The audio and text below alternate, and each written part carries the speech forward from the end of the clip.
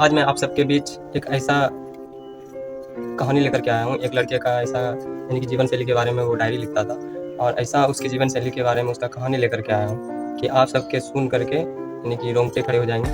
तो बने रहिए हमारे इस वीडियो में। स्टार्ट करते हैं वीडियो को। वीडियो में एक लड़के की कहानी है जो कि वो आज से बहुत दिन पहले उनका जन्म हुआ था मालदा टाउन डिस्ट्रिक्ट में, जो कि जगह का नाम था गाजो घाकसुल। वहाँ उसका मम्मी पापा जो है कि ईटा पारने के लिए जाया करता था और ईटा पारने के दौरान ही उसके जन्म हुआ था। तो बहुत ही गरीब लोग थे वो, बहुत ही लो क्वालिटी के लोग, यानी कि किसी तरह गुजर बसर करते थे अपने परिवार को लेकर के। तो वो लड़का का बहुत ही दुख भरा ज़िंदगी का कहानी था जो कि मैं आप सबको बताने वाला हूँ। और उसका कठिनाई में ज़िंदगी गुजर बसर हो रहा था। तो उसका पापा जो है कि ईटा पारते थे, उसका मम्मी भी, और वो एक लड़का था जिसका जन्म वहाँ हुआ था। ऐसे तो उसका घर था बिहार के भागलपुर ज़िले में। भागलपुर ज़िले में ही उसका एक छोटा सा शहर था सुल्तानगंज के मिर्ज़ापुर गाँव था, वहाँ पे उसका घर था। तो वहीं से वो बिलोंग करता था वो लड़का छोटा।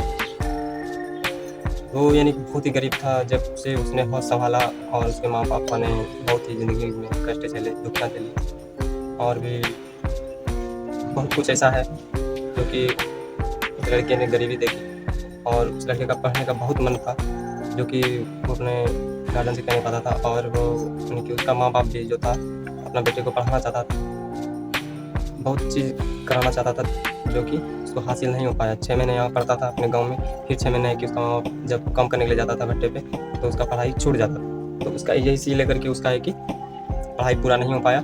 तो इसी तरह 6 महीने कभी वहाँ, 6 महीने कभी यहाँ, 6 महीने कभी वहाँ, उसका है कि ठीक ढंग से पढ़ाई नहीं हो पाता था। तो इसी को लेकर के वो लड़का है कि बहुत दिन अपना ज़िंदगी का ये सब झेलता गया। आखिर वो उस गरीबी में जो पला बड़ा था, तो सब कुछ देखते हुए उसके ज़िंदगी में कैसा क्या बीता। वो जब उसका मम्मी पापा यानी कि पढ़ाई पाने के लिए मतलब पारने के लिए जाता था, यानी कि उसका पापा दिन में मिट्टी बनाता था, फिर दोपहर रात में उठना, मिट्टी लगाना, मिट्टी पारना, फिर लाइन लगा करके ईटा पारना, यही सब काम था। और वो लड़का जब उठता था तो फिर घर में अकेला रहता था। उसकी एक छोटी बहन थी, तो वो लड़का ही यानी कि छोटे छोटे कद होते हैं, फिर बालू लाना, ये करना वो करना, थोड़ा थोड़ा करके ईटा उटा उठाना, बस यही सब दुख भरी ज़िंदगी थी। सुनाने का तो बहुत कुछ है।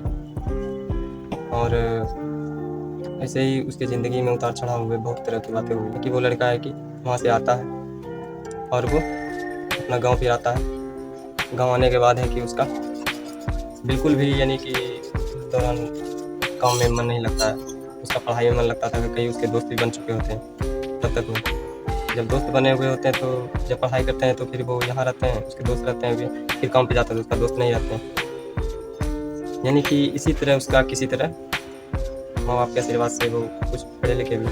अब गरीब थे तो बहुत पढ़ाने का कोशिश किया, तो जितना पढ़ा वही ठीक है।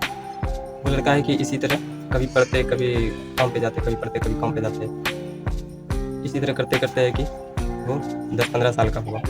10 साल का हुआ तभी से वो डायरी लिखना स्टार्ट किया। और उसी डायरी का मैं आज आपको यानी कि सुना रहा हूँ, उसी का डायरी लेकर के। तो इसका अगला भाग जो है कि हम अगले वीडियो में सुनाएंगे। यदि आप मेरे चैनल पर नए हैं तो डायरी एक सच्ची कहानी को आप सब्सक्राइब कर लेंगे और बेल आइकन को दबाना नहीं भूलेंगे। मिलते हैं अगले वीडियो में। धन्यवाद।